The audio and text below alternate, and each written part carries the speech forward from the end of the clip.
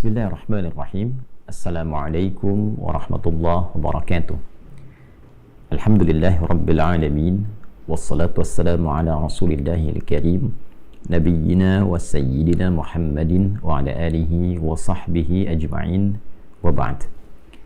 Saudara-saudariku dimanapun berada, Alhamdulillah kita mengawali pertemuan kita di subuh ini waktu Indonesia bagian Barat dengan berusaha maksimal meningkatkan syukur kita kepada Allah Subhanahu wa taala.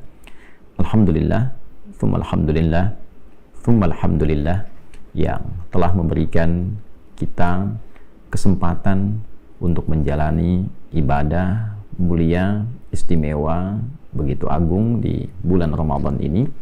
Dan kali ini telah memasuki hari yang keempat di bulan Ramadan tahun 1446 Hijrah. Kita bermohon pada Allah Subhanahu wa taala semoga seluruh rangkaian ibadah yang telah kita tunaikan diterima di sisi Allah Subhanahu wa taala dengan penerimaan terbaik. Pun demikian, semoga doa-doa, harapan-harapan terbaik yang kita panjatkan, kita mohonkan kepada Allah dikabulkan dengan pengabulan terbaik sesuai maslahat kebaikan untuk urusan dunia dan akhirat kita, insyaallah. Teman-teman dimanapun berada, seperti diketahui bahwa ayat Al-Quran yang memberikan petunjuk, yang memberikan panduan tentang penunaian ibadah siam Ramadan, baik dari segi kewajiban, baik dari segi teknis pelaksanaan, pun juga hal-hal terkait dengan penunaian ibadah siam ini didapati di dalam surah Al-Baqarah di ayat 183 sampai dengan ayat 187. Rangkaian ayat-ayat mulia ini seperti tadi diuraikan tidak hanya menampilkan kewajiban untuk menunaikan puasa Ramadan, tapi juga memberikan isyarat-isyarat yang begitu penting, dan di saat yang bersamaan juga memberikan petunjuk tentang karakter hamba-hamba Allah dalam menunaikan puasa ini. Di ayat 186 ada satu berita, juga keterangan, juga petunjuk yang sangat penting untuk kita insan beriman, hamba-hamba Allah Subhanahu wa taala. Dan hal yang menarik di ayat ini adalah dalam rangkaian ayat puasa 183 yang berisi tentang kewajiban menunaikan puasa Ramadan, juga jejak masa lalu umat sebelumnya yang diberikan kewajiban menunaikan puasa, dan ditutup dengan tujuan ditunaikannya puasa itu demi melahirkan karakter takwa yang paripurna dan menjadikan kita semakin baik dalam berkehidupan. Kemudian di ayat 184 kita diberikan petunjuk oleh Allah sekaligus keterangan yang jelas tentang waktu penunaian puasa. Berapa lama itu ditunaikan, kemudian toleransi bagi hamba-hamba Allah yang mungkin di saat waktu penunaian puasa Ramadan itu sedang memiliki keadaan yang tidak memungkinkan untuk menunaikan ibadah siam. Apa yang harus dilakukan bila kelak setelah Ramadan memiliki kemampuan, seperti apa penunaian untuk mengganti ibadah di bulan Ramadan itu, dan bila diduga, dinilai secara medis, secara klinis tidak punya kemampuan untuk menunaikan itu dalam masa hidupnya, maka apa yang harus dikerjakan sehingga dengan itu bisa mengganti dan bahkan diharapkan menyamai ibadah yang ditunaikan khususnya pada saat puasa Ramadan itu. Kemudian di ayat 185 kita akan dapati tentang kemuliaan Ramadan yang dengan itu semua melahirkan motivasi yang sangat positif pada diri kita untuk mengejar keutamaan di bulan Ramadan itu. Maka ditampilkanlah yang paling utama, paling pokok tentang keutamaan Al-Quran. Dijelaskan bagaimana Al-Quran secara istimewa diturunkan di bulan Ramadan. Apa isi Al-Quran itu? Sehingga saking penting dan istimewanya dia diturunkan di bulan Ramadan, memiliki kandungan yang mengarahkan pada kesuksesan dan kebahagiaan setiap manusia di setiap dimensi kehidupan yang ia lalui. Al-Quran juga memiliki peran yang sangat signifikan untuk memberikan petunjuk kepada kita dalam menjalani kehidupan dengan benar, ini benar diikuti, yang ini keliru ditinggalkan. Konsekuensi dari itu semua akan melahirkan hal-hal yang mungkin berpengaruh pada kehidupan kita. Demikian ditegaskan kembali bagi orang-orang yang memiliki satu keadaan yang tidak memungkinkan menunaikan ibadah siam, lalu dijelaskan batas toleransinya, dan kemudian dijelaskan bagaimana sifat Allah yang Maha Kasih selalu menginginkan kemudahan bagi setiap hamba untuk menunaikan ibadah yang diperintahkan oleh Allah Subhanahu wa Ta'ala. Dan dengan kemudahan inilah kita berpuasa, dengan kemudahan inilah kita menunaikan rangkaian ibadah, dengan kemudahan ini kita menunaikan segenap kajian-kajian yang bisa kita gali dari Al-Quran, mulai rangkaian ibadah malamnya, siangnya, pendalaman kepada Al-Quran, sehingga kita bisa menikmati rangkaian ibadah ini dan menyempurnakannya dalam perjalanan sampai akhir Ramadan. Setelah itu kita temukan keindahan hasil Ramadan yang memberikan dampak sangat positif pada diri kita, merubah kita menjadi pribadi yang lebih baik, mendapatkan hidayah, lantas kita bersyukur dan bertakbir di penghujung Ramadan sampai lahirnya keadaan yang baru di pembuka fitri di awal Syawal yang kita kenal dengan Idul Fitr atau Idul Fitrah. Nah, yang menarik ini sampai ayat 185. Nanti di 187 berisi keadaan-keadaan yang unik tentang hubungan keluarga, tentang suami istri, tentang masalah makan di malam hari, tentang pengantar ke sahur, dan lalu diberikan petunjuk akhir keadaan-keadaan yang mengantarkan kita semakin kenal Allah, semakin ingin mendekat kepada Allah, dan semakin ingin meningkatkan takwa.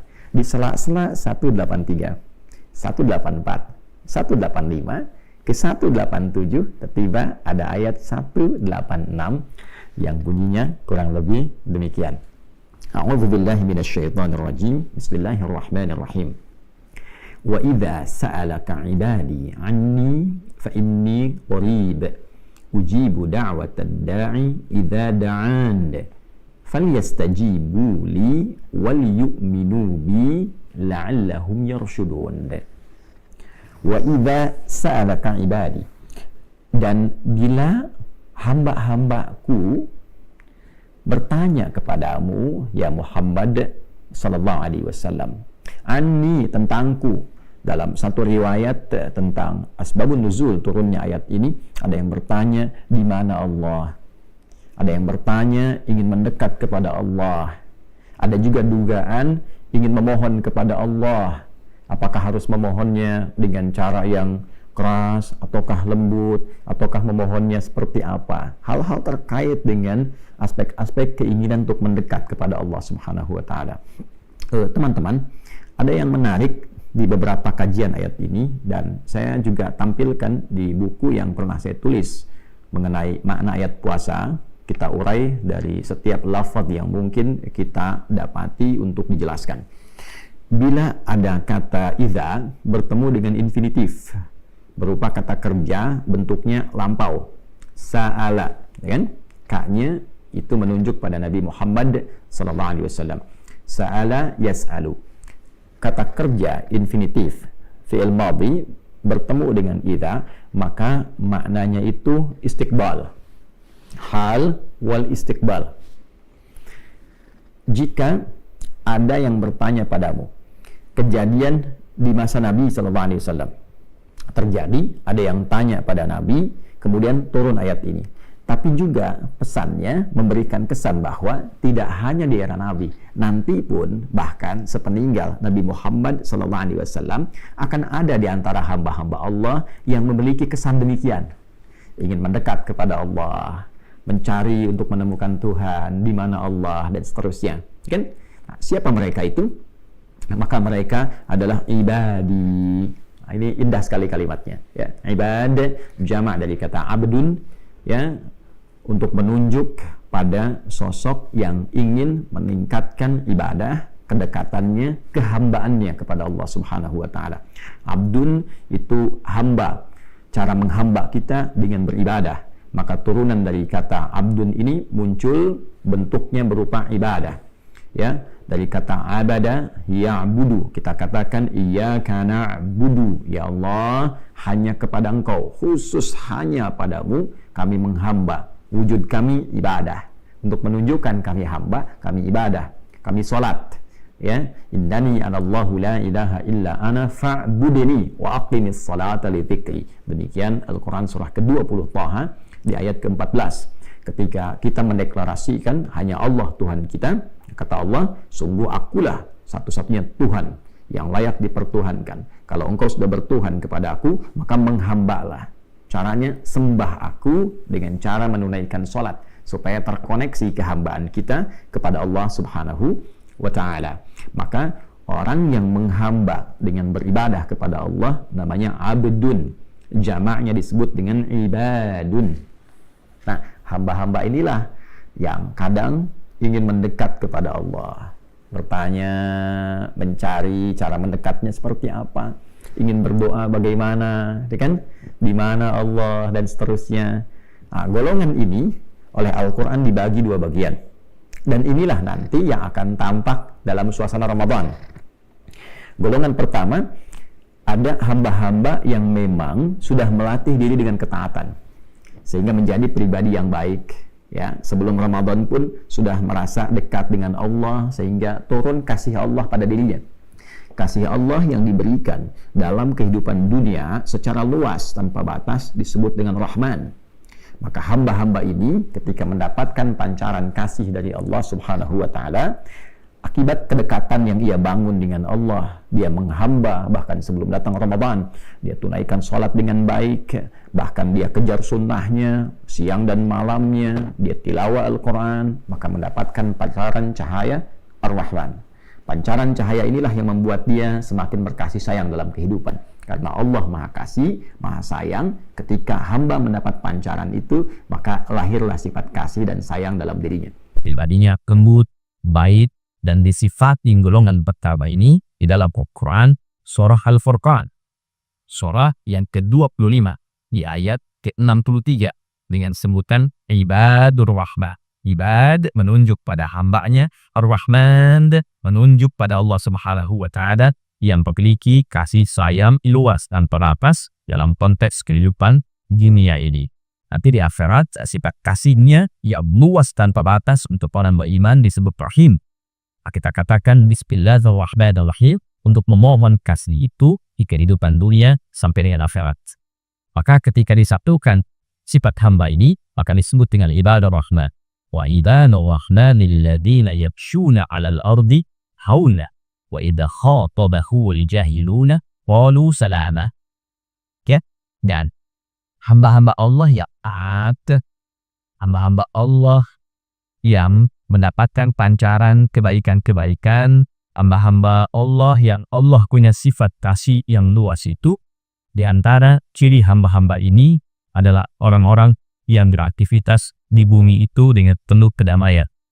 Jadi kalau sudah dekat dengan Allah itu hidupnya tenang, menenangkan orang lain, ya, memberikan kasih, kelembutan, bisa berinteraksi dengan cara yang baik. Wa idza khatabahumul jahiluna qalu salama. Sekalipun diprovokasi, ia bisa merespon dengan cara-cara yang elegan, cara-cara yang baik, cara-cara yang memberikan keteladanan. Nah, teman-teman, golongan pertama ini diisyaratkan pada kata ibadah. Nah, saat Ramadan, ia berusaha meningkatkan ketaatan lagi. Wa idza sa'alaka ibadi anni fa inni qarib. Ya Muhammad sallallahu alaihi wasallam, kalau ada di antara hamba aku, golongan yang pertama ini, yang motifnya ingin semakin mendekat kepada Allah, ya, bertanya kepadamu, bagaimana cara aku mendekat kepada Allah? Maka dijawab oleh Allah Subhanahu wa taala, fa inni qarib. Ya, sungguh aku dekat. Ya, Allah tidak menyifati dirinya dengan keberadaan tempat, tapi menunjukkan keadaannya yang dekat dengan hambanya. Allah menguasai setiap tempat, Allah menguasai setiap ruang dan waktu, tidak disifati dengan tempat dan waktu. Namun Allah Subhanahu wa taala pemilik segala ruang dan waktu, penguasanya mengatakan, aku dekat. Ya, tak usah berpikir tentang tempat, tak usah berpikir tentang waktu, kapanpun, dimanapun engkau ingin mendekat kepada aku, maka mendekatlah. Ya, mendekatlah. Ujibu da'watad da'i idza da'an. Kalau engkau punya keperluan, aku akan jawab. Kalau engkau punya harapan, aku akan kabulkan. Kalau engkau punya permintaan, aku akan berikan. Nah, di sini Pertama, menunjuk karakter pada hamba-hamba Allah yang ketika Ramadan itu tiba, karakteristiknya ingin semakin meningkatkan ketaatan kepada Allah. Jadi petunjuk pertama, teman-teman, jikapun ada di antara kita yang gemar meningkatkan ibadah sebelum Ramadan, maka ada ciri khas hamba Allah yang taat ketika Ramadan datang, meningkat lagi ketakwaannya. Ya, sholatnya semakin meningkat, baca Al-Qur'annya semakin meningkat, sedekahnya semakin meningkat, gitu kan? Banyak ulama kita, contohnya Imam Malik rahimahullah ta'ala, Imam Syafi'i, Imam Ahmad, bahkan sebelum ketiganya ada Imam Abu Hanifah, ketika Ramadan semakin meningkat. Imam Syafi'i kan viral sekali, kalau sebelum Ramadan sekali beliau khatam Al-Quran setiap hari, Ramadan bisa 2 kali. Ya, demikian para ulama-ulama yang saleh, yang baik-baik, hamba Allah yang taat, ketika Ramadan meningkat lagi, meningkat lagi, meningkat lagi. Nah, jadi ada kecenderungan fitrah ketika Ramadan, hamba-hamba yang baik itu semakin ingin meningkatkan taat kepada Allah. Maka ketika berkonsultasi kepada Nabi SAW, Allah langsung menurunkan jawaban. Ya kan? Itulah sebabnya kenapa diletakkan dalam rangkaian ayat-ayat puasa, karena fitrah hamba yang taat itu tidak merasa bahwa cukuplah. Ya, cukup sebelum Ramadan sudah banyak bekalnya. Nggak begitu. Ya, justru dia semakin tingkatkan dan manfaatkan Ramadan itu untuk meningkatkan ketaatan kepada Allah. Nah, ini ciri hamba yang taat. Jadi kalau kelihatan 11 bulan taat, Ramadan menurun, nah ini menunjukkan ada sesuatu yang harus diperbaiki. Ya, sesuatu yang harus diperbaiki. Kemudian yang kedua, ini cukup menarik juga. Ada golongan kedua, hamba yang merasa beriman kepada Allah, dalam tanda petik ya, saya katakan merasa ini, karena kalau beriman betulan tidak mungkin melakukan tindakan-tindakan demikian yang kita akan sebutkan dan isyaratkan. Dia muslim, dia hamba Allah, dia mengatakan beriman kepada Allah, tapi dia tidak menjadikan imannya sebagai panduan dalam kehidupan untuk menaati Allah, sehingga seringkali berbuat maksiat. Ya, karena iman mengarahkan pada taat, mustahil bertemu dengan maksiat. La yasriqul mu'min indama yasriq wa huwa mu'min. Kata Nabi memberi contoh, tidak mungkin ada orang beriman itu mencuri. Ya, saat dia mencuri ada iman dalam hatinya. Nah, maksudnya iman itu pasti akan mencegah ia dari perbuatan mencuri, korupsi, curang. Ya kan? Jadi ketika seseorang mengatakan muslim, beriman, dan dia mencuri, ini menunjukkan imannya bermasalah. Jelas ya? Nah, ada golongan kedua yang ketika Ramadan pun tergerak dirinya untuk mendekat kembali kepada Allah, walaupun dirinya penuh dengan kesalahan, pernah banyak berbuat maksiat. Menariknya, ketika Ramadan tiba, Allah Subhanahu wa ta'ala maha mengetahui tentang keadaan ini. Tidak dibedakan, teman-teman. Hamba taat dengan hamba pelaku maksiat tetap disebut, diaku oleh Allah dengan nama yang sama. Ibadi, engkau pun hambaku. Walaupun engkau pernah berbuat maksiat, engkau banyak berbuat maksiat, bahkan engkau berumur maksiat, engkau tetap hambaku. Allahu Akbar. Dari mana taunya? Ya, golongan kedua ini masuk pada kategori ibadah. Kita temukan di surah Az-Zumar misalnya, di ayat 53. Qul ya ibadi, qul ya ibadiyalladzina asrafu ala anfusihim, la taqnatu min rahmatillah. Innallaha yaghfirudz dzunuba jami'a. Qul ya ibadi. Di sini wa idza sa'alaka ibadi. Di ayat 53 surah Az-Zumar, qul ya ibadi. Katakan Muhammad sallallahu alaihi wasallam, sampaikan kepada hamba-hambaku yang merasa telah berumur maksiat dalam hidupnya. Pernah mencuri, atau bahkan pernah membunuh, pernah berzina, pernah mabuk, berumur dosa, israf namanya. Ya, qul ya ibadiyalladzina asrafu ala anfusihim, yang telah berbuat berbuat maksiat dalam dirinya. La taqnatu min rahmatillah. Jangan pernah putus asa mendapatkan rahmat Allah. Jangan pernah menyimpulkan nggak mungkin saya diterima kembali oleh Allah. Jangan pernah merasa demikian. Jangan pernah merasa menyimpulkan tidak akan pernah mendapatkan taubat, kasih sayang dari Allah Subhanahu wa ta'ala. Tidak. Ya, masih disebut hamba. Ya. Ramadan bulan limpahan rahmat. Kata Allah, la taqnatu min rahmatillah. Jangan putus asa dari rahmat Allah. Ketika Ramadan tiba, rahmat diturunkan. Maka dengan rahmat ini, fitrahnya pelaku maksiat pun ingin kembali kepada Allah. Maka dipanggil oleh Allah, jika engkau mencari aku, ingin kembali kepada aku, jangan malu-malu. Ya, datang. Wa idza sa'alaka ibadi, pelaku maksiat pengen taubat di bulan Ramadan, disambut oleh Allah, kalimatnya disamakan dengan orang taat. Allahu Akbar. Ya, jangan malu-malu. Fa inni qarib, ketika engkau mau bertobat, aku lebih dekat denganmu. Allahu Akbar. Ya. Kalau kita jalan setapak itu, ya Allah menunjukkan lebih cepat dengan melangkah. Ya, kita jalan melangkah, Allah menunjukkan lebih cepat, ya, dengan berlari, menunjukkan kesan cepat. Maksudnya apa? Kita bergerak sedikit, Allah lebih cepat menemukan kita. Ketika seseorang ingin bertobat, datang, dijemput itu, disebut hamba-hambaku. Ya, jangan malu-malu, ambil saf pertama. Jangan merasa sungkan, harus mojok di pinggir masjid, ya, di tiang-tiang, malu. Hubungan kita dengan Allah, bukan dengan manusia. Ya, hamba-aku, tidak usah khawatir dengan pandangan orang-orang. Mendekat. Allah berikan rahmat. Ya, fa inni qarib, sungguh aku amatlah dekat. Ujibu da'watad da'i idza da'an. Kalaupun engkau mau memohon, bertobat, minta kepada Allah, aku kabulkan. Aku ampuni dosamu, ya. Karena itu di hadis-hadis tentang puasa yang viral, baik siang ataupun malam dibentangkan pintu ampunan.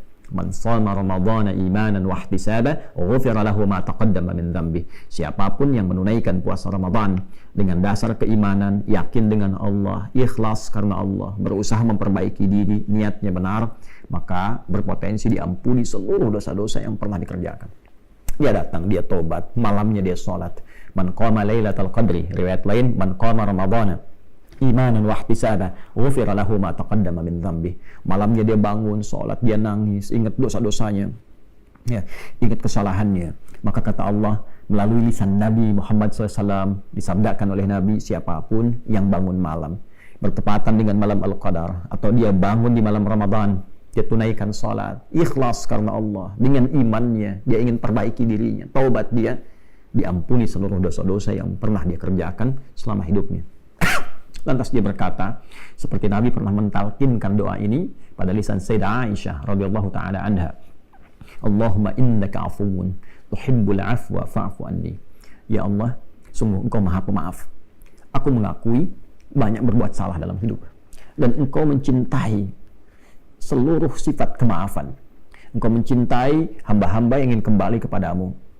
Maka maafkan aku ya Allah, ampuni aku, sayangi aku, gugurkan dosa-dosa aku. Maka turunlah rahmat Allah, diampuni dosa-dosanya. Ibadah.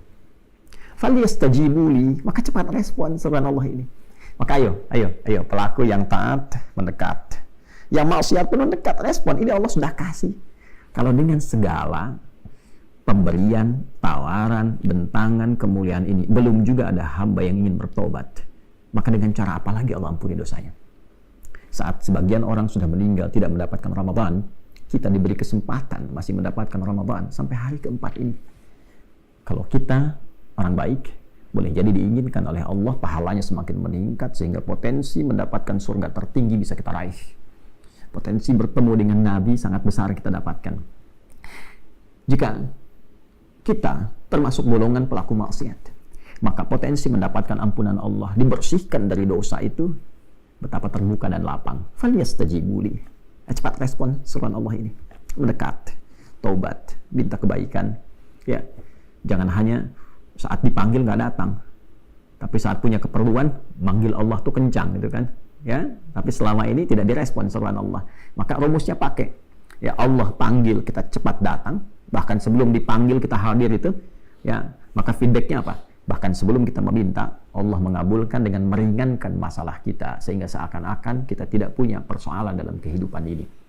Wal yu'minu bi, dan lakukan itu semua dengan yakin kepada Allah. Yakin, keimanan tanpa ragu. Yakin Allah akan ampuni dosaku, datang, taubat. Jangan hiraukan pandangan manusia. Datang, sujud, nangis, minta sama Allah. Punya masalah, datang.